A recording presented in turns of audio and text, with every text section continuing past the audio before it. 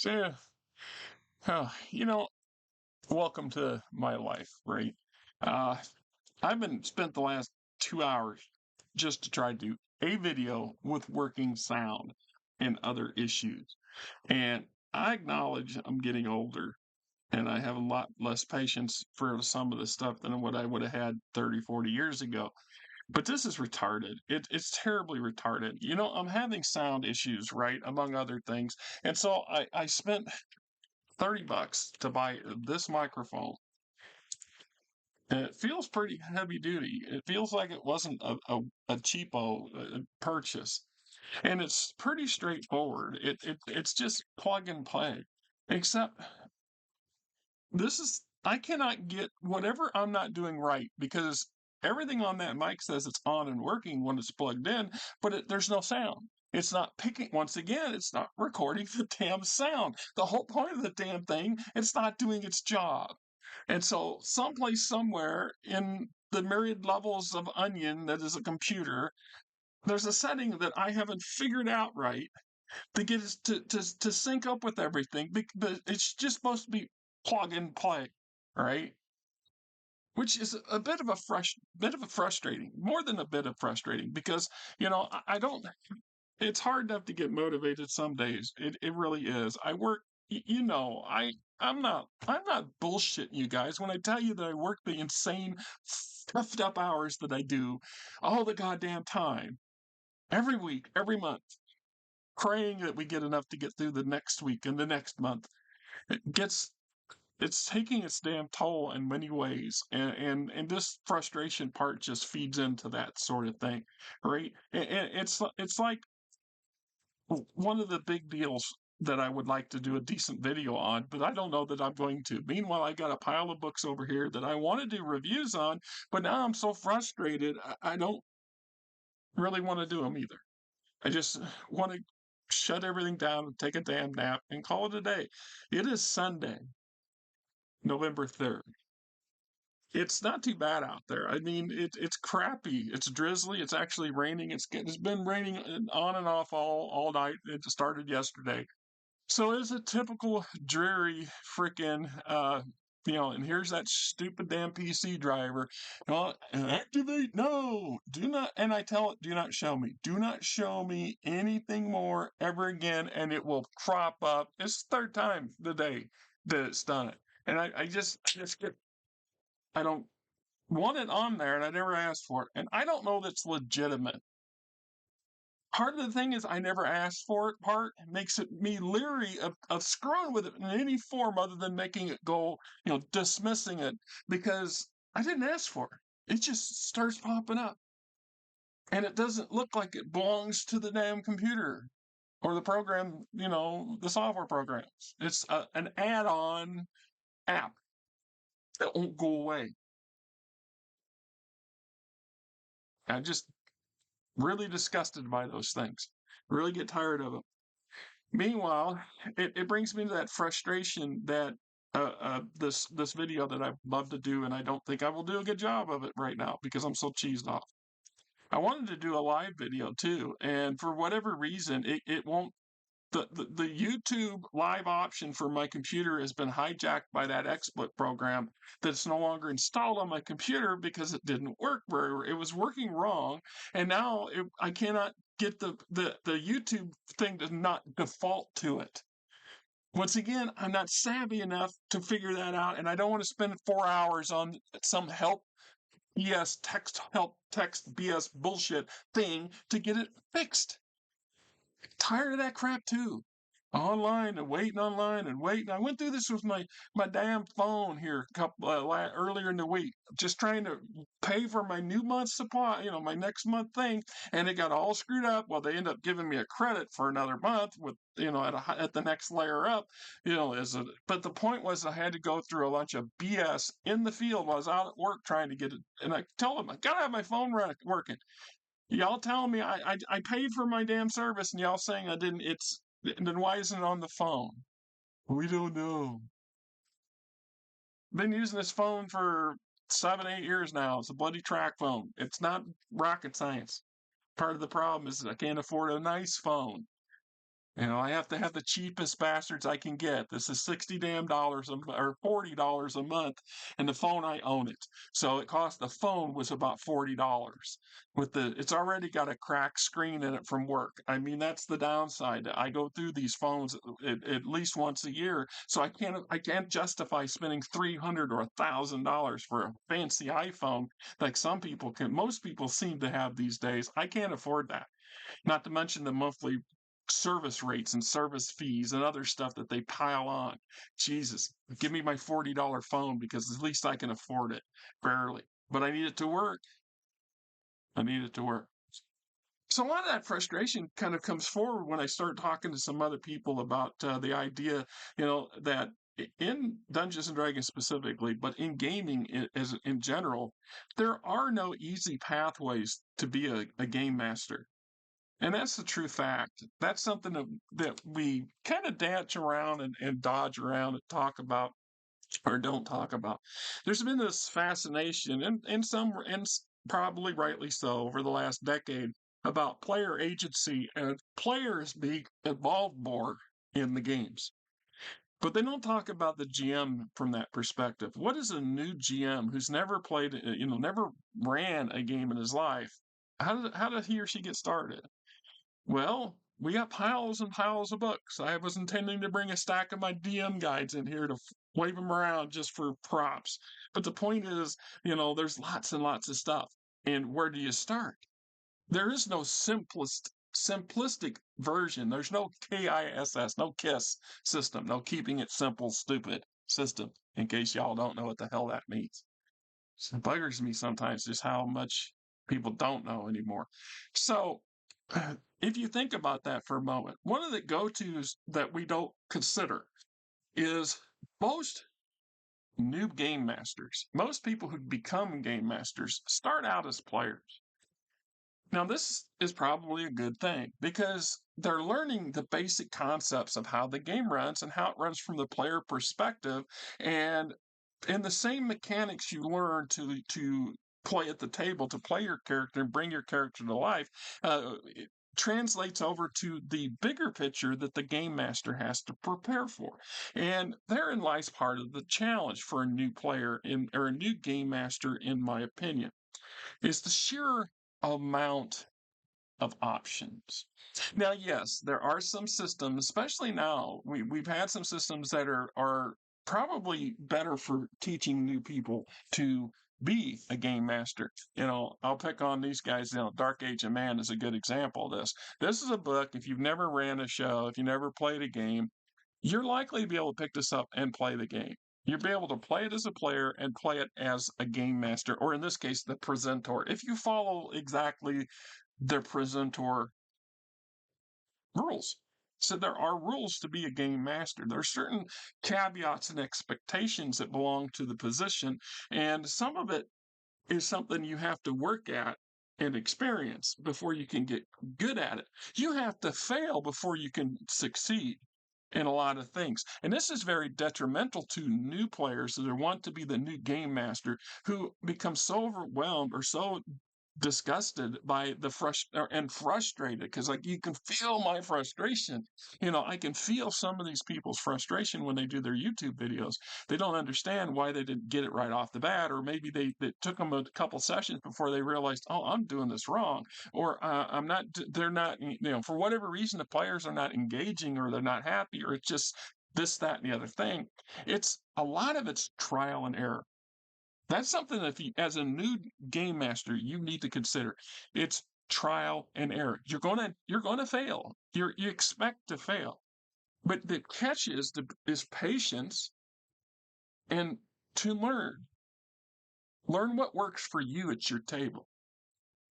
Right? There's a fellow that if I think about it, I'll post it yet another link to his channel because he really gets animated by this stuff, and he's new and he's really struggling. And he's one of the things is he he came to grips with, even though he's been told this numerous times in various of his various YouTube videos. People in the comment section, myself included, have told him more than one time that Patience is a virtue. It's a necessity if you want to be a game master. But more importantly, there is no right way of being a game master.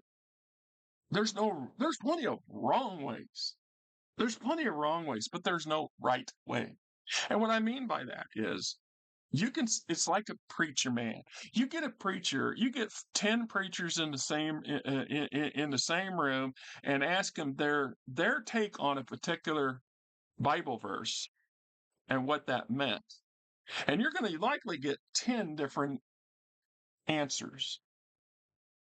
Now, all 10 of these preacher men, are generally speaking, are going to be, understanding the proverb we're talking about, the Bible verse we're talking about here.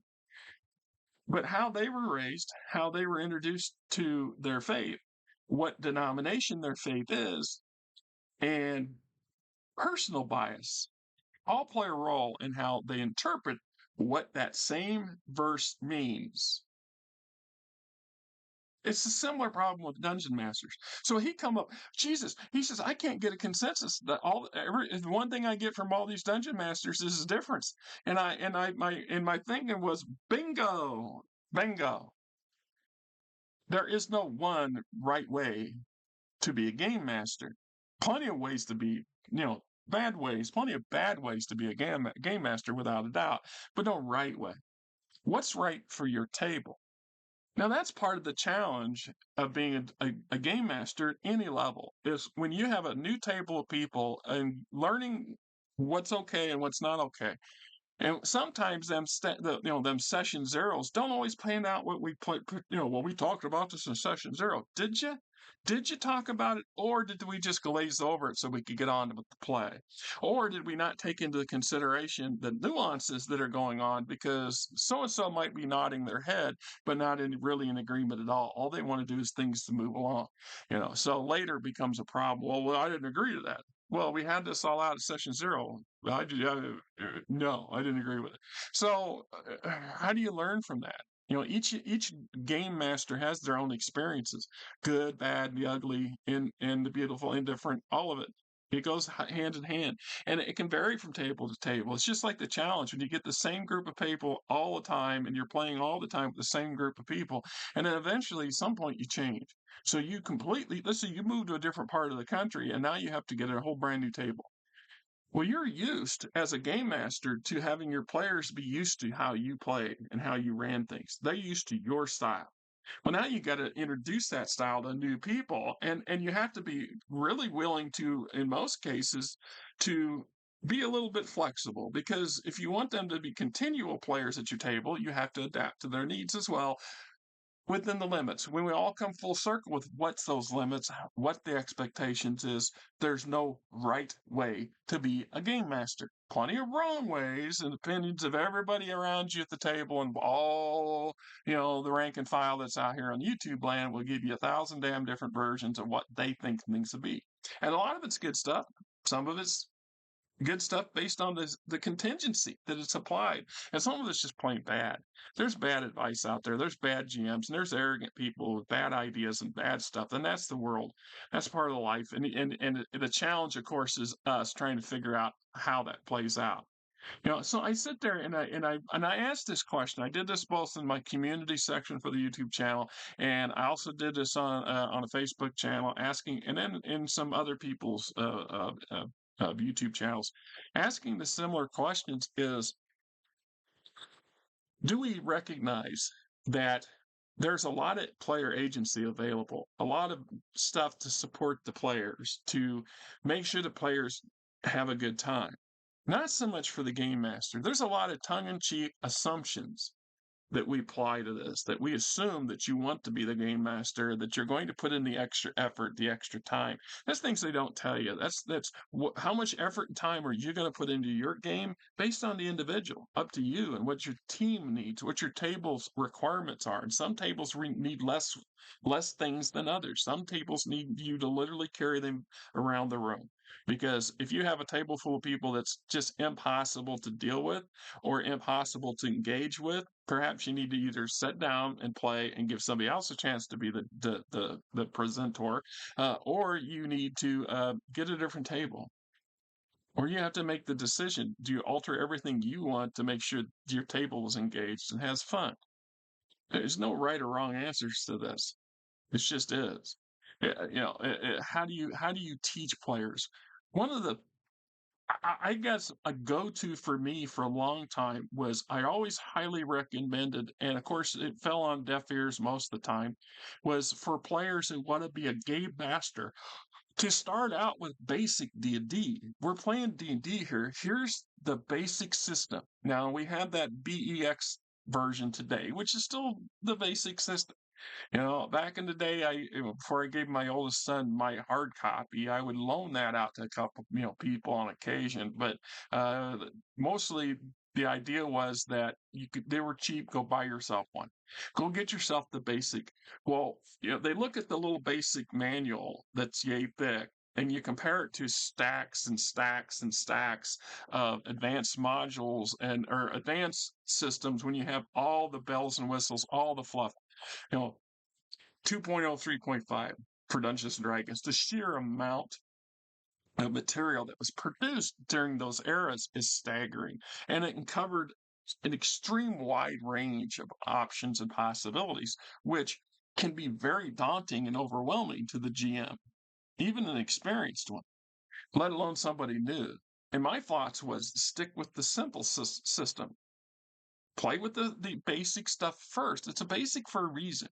It's actually better off if you really want to be a well-rounded GM to start out with a simplistic system and improve upon it or build upon it. But that's not always an option now, is it? There's plenty of systems that don't give you that option. This is the system and you learn it or you don't.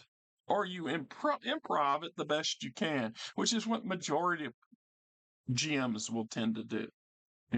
It's like I said before, in a lot of ways, the core books are just mechanics, they're manuals. And the whole point of them is not for a literary read for, you're going to get bored reading these things if you're just reading them for the sake of reading them. But knowing that you have them, it's like I have such a variety of 3.0 stuff, and I don't by any means have everything. Between 2.0 and 3.5, I have a hell of a lot of shit, but I don't have it all. And I keep proving that because every now and then I stop at the local game store and I look at their bargain bin to see what's in there. And lo and behold, what do I find? I find, books that I didn't own that are now available half the price of what they would have been brand new. And even though they're now 2 generations out of date, it's still viable to me and anybody who plays that system. Not to mention that most of this is base material that can carry forward to any system that depending on how much you want to tweak it, right? But if you're looking for material, so I had a player who wanted to be an alchemist. Well, for the longest time, there wasn't a whole lot of way you had to kind of create an alchemist. What kind of character what would that fit into kind of thing. But then eventually they came along with yet another player's handbook. I believe player handbook number 2 for 3.5, and it has an alchemist as a character class that you can actually fill out and start following that line of progression and things like that. And the sheer amount of available options, it just grew and grew and grew. But that in lies part of the problem. So you get a new player comes along and they take a look at this massive mound of possibilities and they just become deer in the headlights. They become overwhelmed by it. And once again, it comes back to us more experienced GMs trying to be the mentors, which there's not a lot of that going on these days. I mean, that was brought up.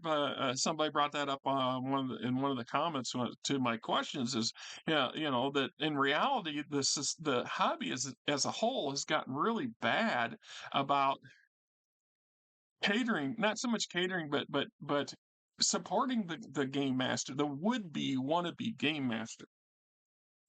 That's what I tell people. I said, you really want to be a game master. This is why I said what I said a few videos back about, look, no offense, you want to be a game master, awesome. Buy the book. First step, buy the book. Invest in the equipment to be that position. I mean, it's just like anybody who's playing Dungeons and Dragons. I've always been an advocate. You should buy the player handbook. You should have your own version of that handbook. If you have no other book, that book you should have because that should be your book. And so it's understanding why some noobs come in and they become overwhelmed. And it doesn't help when you get new GMs who get overwhelmed by experienced players. And sometimes the experienced players have forgotten what it's like to be new and they're less forgiving, which is unfortunate. Now, there's a lot of new players or older players who've been around a long time who've been in that hot seat enough to understand and be a little more patient. But we can still have our issues too. I know, like I said, I've done that once or twice in my past where I was totally flabbergasted. I was under the impression, excuse me, the person in charge was going to be a better game master than they turned out to be, and I was terribly disillusioned by it. And of course, I handled it poorly. All right, I just handled it poorly at that situation. The circumstances is, you know, aside from the point. So, like I said, it doesn't take much to get frustrated in a hurry. Like I said, I'm just trying to do better videos. I am trying to improve the quality, to the point where I spent $30 fucking, and I'm not apologizing for my language. I am cheesed. $30 for this damn thing, and it's just supposed to be plug and play, and it does work. It's just not recording it somehow, somewhere, there's some cheesy little crap setting that I'm not savvy enough to figure out, or I don't want to spend my whole Sunday morning doing that.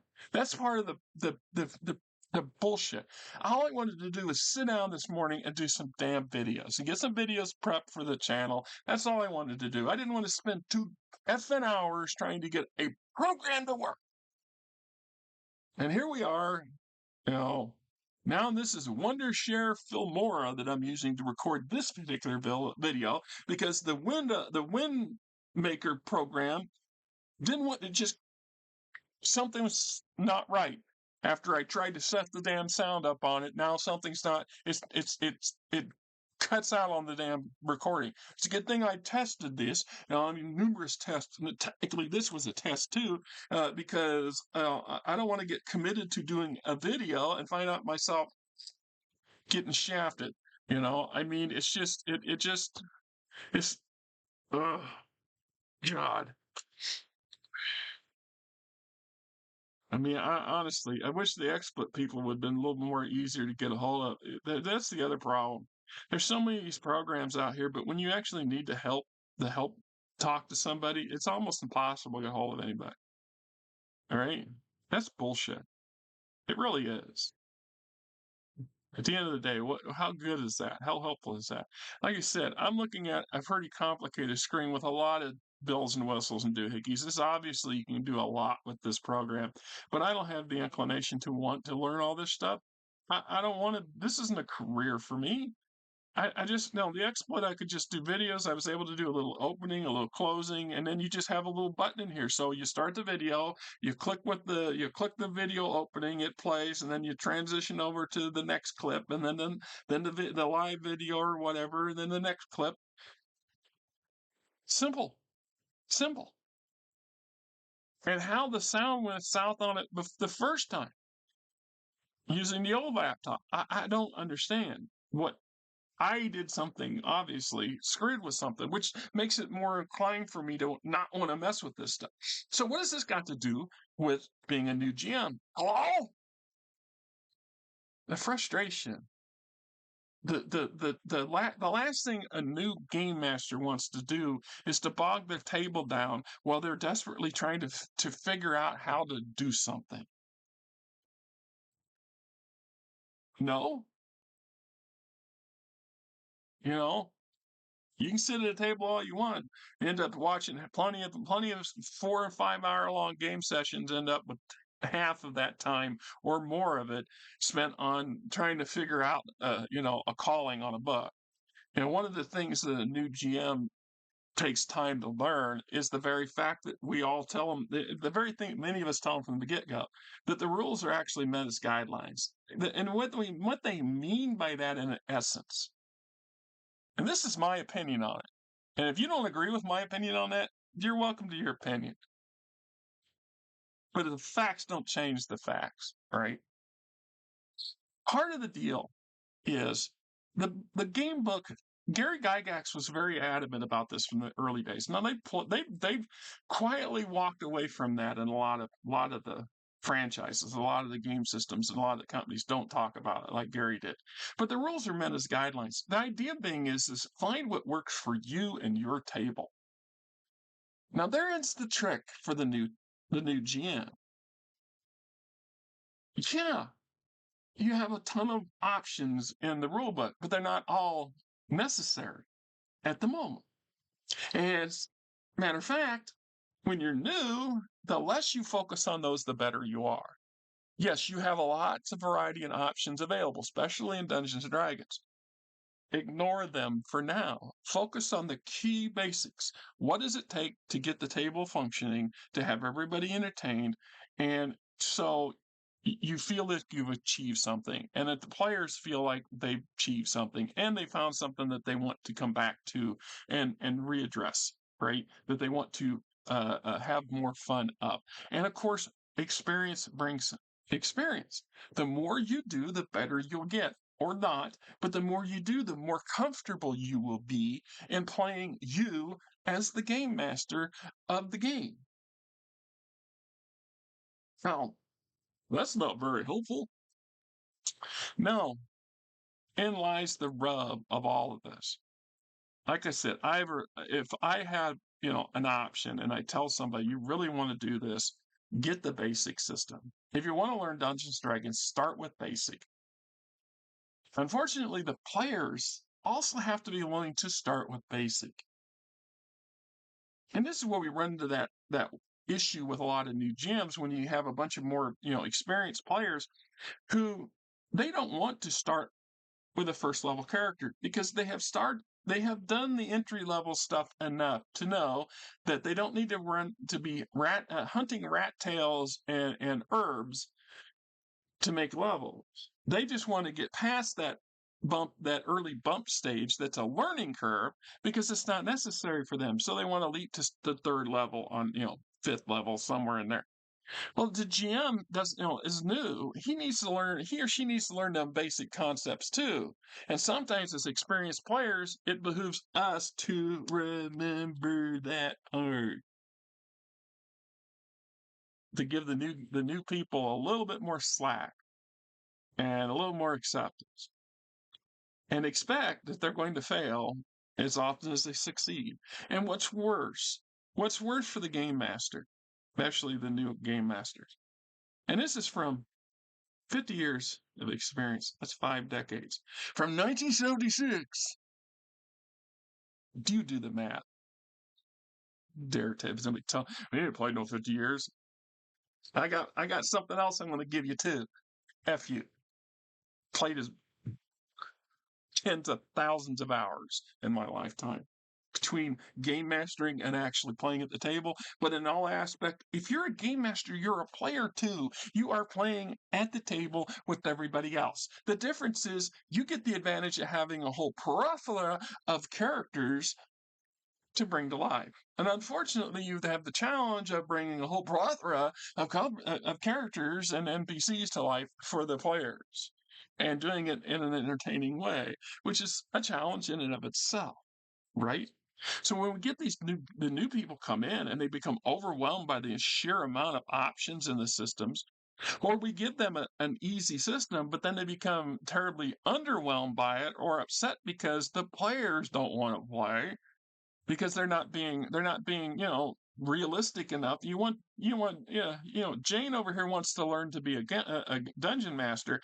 Well, you need to let her learn. And riding her coattails the whole time because of nitpicking little faux pas and failures that, well, you should know that it's basic D&D. No, they might know that, but the sheer overwhelming pressure of being in the hot seat, and we call it a hot seat for a reason sometimes, can make you forget some of that stuff.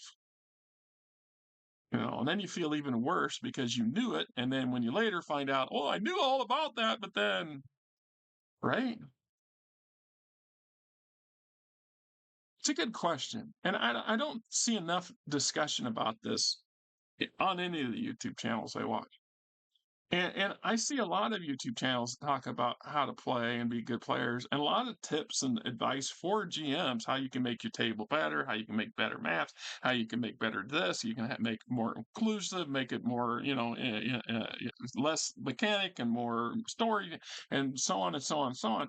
But they don't really do a whole lot about helping the brand new person who's never done this before try to do this and do it well. The problem is we have a tendency to forget the baby steps and we want to rush off into the more elaborate, extensive, and stuff that interests us as content creators. That's part of it.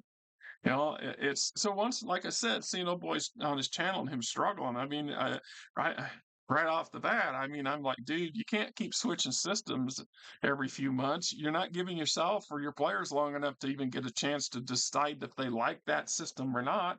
You're not learning it. You're not mastering it because you're already pushing on for the next thing. You're looking for the next great thing, the next challenge. Well, I'm not doing so hot this time. Well, maybe I run a different game. No, maybe if you just slow down a little bit and focused on being the best game master you can learn how to be through trial and error, because that's how we all did. Once again, I'm sure I will harp about this until the day I die. My buddy Richie, his older brother, Randy, Randy, Rusty, and Rusty was the middle son. Richie was the youngest. Anyway, Randy had the AD&D system. He had the white box set. It was a little box, these little pamphlet looking things, and we would sneak home on Wednesdays. We had an hour gap between the elementary school got out and the high school got out. There was an hour difference. So the high school would have to come home. Most of them came home by bus, and unless they were old enough to have kids, and most of them who were old enough to have jobs or have cars, had jobs. So they went straight to work usually after school.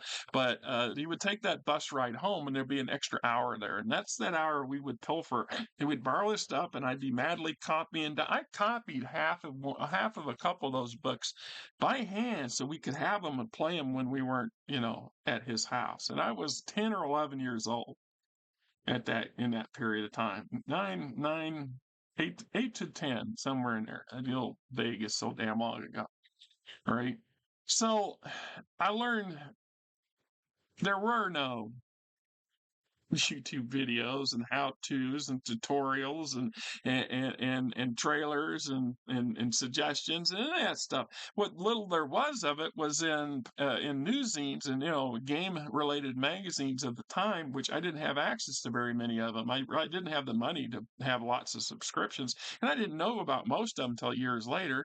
I mean, or I'd love to have been in on some of that early stuff, because who wouldn't have been? But my friend Richie and I both learned to play from those little books, and we learned to run the show from those little books. And we were very bad at that, at both. But it still it took us time. And the next thing came out. Then we got our basic box set, and shortly after that, we got the expert. It wasn't too many years after that first edition first Advanced Dungeons and Dragons came out. Booyah, bang, bang, bang. So I have that rare luxury that a lot of the older folks in my category do have. That we started out when there wasn't a whole lot to work with at the beginning, and we worked our way up into this much vaster and wider and rangier set of options that we have today. Well, what do you do when you're the new guy starting today and the literally can be literally buried? You don't think so? Yeah, I challenge you to stand in my living room while I keep stacking D&D books in your arms and see how long it takes before they either overwhelm you or you can't walk, because I say my books outnumber your carrying capacity. That's how bloody many we have. Plus, got 1,000 plus videos on this channel. Over 800 of them are reviewing products that I own. That's not an exaggeration. That's a God fact. Go look at it. Go look at it. Randomly pick your choice. Some of them better videos better than others, but that doesn't change the fact, right? Frustration, aggravation, annoyance. It's all part of becoming a dungeon master. We have to learn the game master has to learn how to get past those on our own for our own issues, and then also cope with our players at the table as well. And that can be a challenge too, right? So what do you think? I mean, honestly, do I don't think the hobby has done a good enough job to, I don't want to say reach out or pamper these noobs, these new GMs, like we do the players. We really go out of our way to try to welcome the players into the hobby. The game masters are kind of a tongue in cheek. So you want to be a game master? I'm just saying. What do you?